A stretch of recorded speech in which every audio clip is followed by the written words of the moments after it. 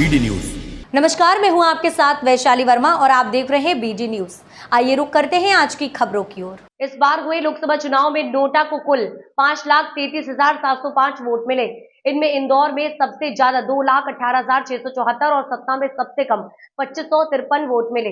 मुख्य निर्वाचन पदाधिकारी अनुभव राजन ने शांतिपूर्ण मतदान संपन्न होने और सभी परिणाम आने के बाद मीडिया के सहयोग के लिए आभार व्यक्त करते हुए कहा कि मध्य प्रदेश की सभी लोकसभा सीटों के परिणाम आ चुके हैं। वोट प्रतिशत की बात की जाए तो उसमें भी शंकर लालवानी टॉप रहे। इसके बाद शिवराज सिंह चौहान और लता वानखेड़े को कुल मत प्रतिशत में सबसे ज्यादा वोट हासिल हुए। इस लोकसभा चुनाव में कुल 669 उम्मीदवारों ने अपने भाग्य आजमा। इनमें से एक ट्रांसजेंडर दमोह से शामिल है। पार्टी को मिले वोट प्रतिशत की बात की जाए तो बीजेपी को 2019 के मुकाबले 1.28% वोट ज्यादा मिले, जबकि कांग्रेस को करीब 2% वोट कम मिले।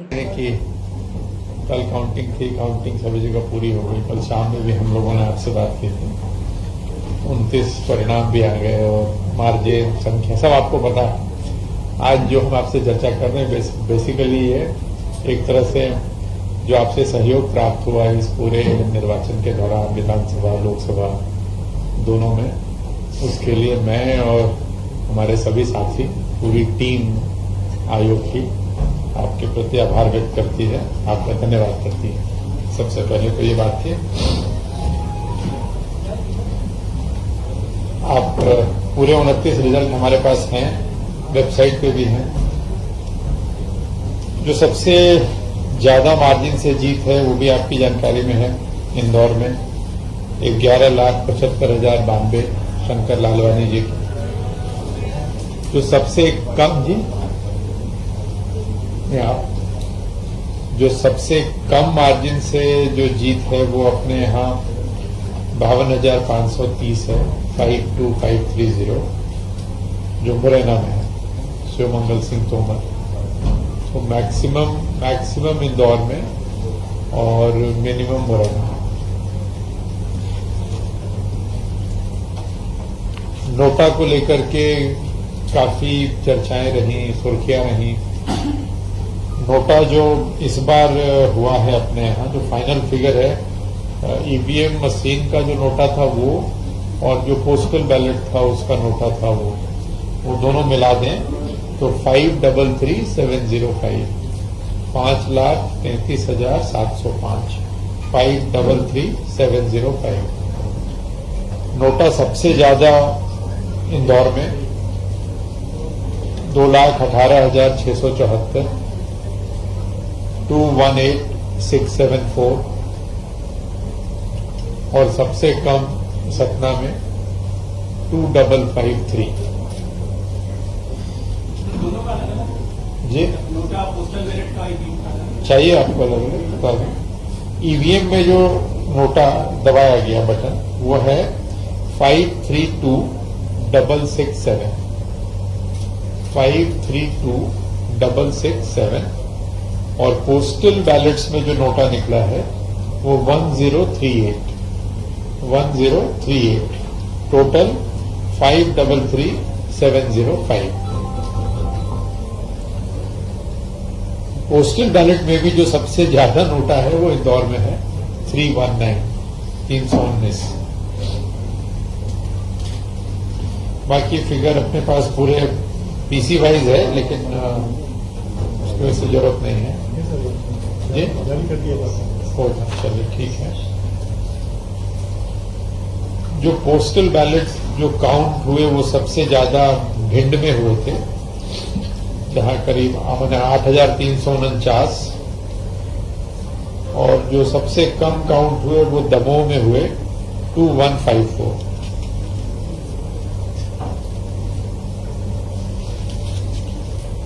कुल 369 कैंडिडेट चुनाव लड़ रहे थे इस 29 लोकसभा में, जिसमें 369, जिसमें 343 मेल, 25 फीमेल और एक ट्रांसजेंडर।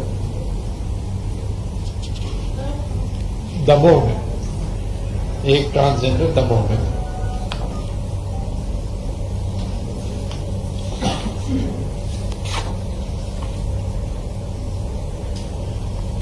जो वोट शेयर की अगर हम बात करते हैं कैंडिडेट्स की, जो विनिंग कैंडिडेट्स हैं, उसमें जो पोल जो मत डले उसका जो मैक्सिमम परसेंटेज किसको मिला, तो हाईएस्ट जो स्टेट में है वो इंदौर में 78.54। तो टोटल वोट्स पोल्ड का 78.54% मिला इंदौर में शंकर लालवानी जी को। नंबर 2 जो अगर हम देखते हैं विदिशा में शिवराज सिंह चौहान 76.70%, और नंबर 3 डॉक्टर लता वानखेड़े सागर में 68.49। खजुराहो में वीडी शर्मा जी को मिला है 67.75। टोटल पोल्ड वोट का 67.75। और तो किसी का नहीं जानना चाहते हैं आप जी? बता देता हूँ। गुना में 67.21।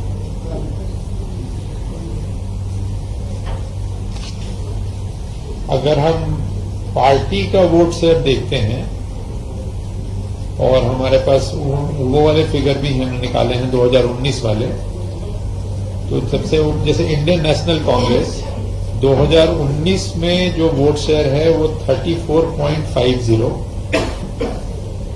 और अभी 2024 में है 32.44। बीजेपी का 19 का है 58%, अभी है 59.28। बीएसपी का है 2.38 था 2019 में 38, और 24 का है 3.28। सीपीआई का 19 का था 0.25, अभी है 0.14। नोटा 2019 में था 0.92, और अभी नोटा है 1.40। हाँ, और बाकी इंडिपेंडेंट और छोटे छोटे तो बहुत सारी पार्टियां हैं, वो डिटेल है 0.000% में जान के ऐड हो गए। इंडिपेंडेंट को 1.60% इस चुनाव में, इंडिपेंडेंट का 1.60। तो मुख्य रूप से यही है। असेंबली वाइज जानकारी काफी लोग चाह रहे हैं। जैसे ही फॉर्म 20 मुझे उम्मीद है कि शाम तक सारी जानकारी इकट्ठी हो जाएगी फॉर्म 20 वाली, तो हम उसको वेबसाइट पे डाल देंगे। जी हाँ, निकालना पड़ेगा। हाँ, बताओ भाई, नहीं निकाल के बताऊंगा जब जमानी। नहीं, बात सही है। जैसे मैंने पहले की प्रेस कॉन्फ्रेंस में भी तत्काल आपको बताया भी था, कई प्रकरणों में हम लोगों ने तत्काल सहायता राशि स्वीकृत करी थी, लेकिन ये हम निकाल के आपको प्रेस नोट के माध्यम से बता देंगे कि कितनों में हुआ और कितने में कुछ डॉक्यूमेंट्स वगैरह के यहाँ पर वेट कर रहे हैं। कई ऐसे भी थे जिनकी डेथ यहाँ हुई, फिर बॉडी वहां चली गई, तो हमें कागज वहां से मंगाने पड़ते हैं, लेकिन ये जानकारी मैं आपको दे दूंगा। और प्रयास अपना यही रहता है हमेशा कि जितनी जल्दी हो और जितनी अधिक से अधिक सहायता राशि उपलब्ध करा सके हम उपलब्ध कराएं। यद्यपि उसके मापदंड नियत हैं, लेकिन फिर भी चाहे वो इलाज रहा हो, चाहे दुखद दुर्घटना में उनको मृत्यु की दशा में जो उनको मिलना है 15 लाख रुपए वो देने की बात हो, आयोग हमेशा से काफी ये रहा है कि तत्काल ये सहायता राशि उपलब्ध कराई जाए।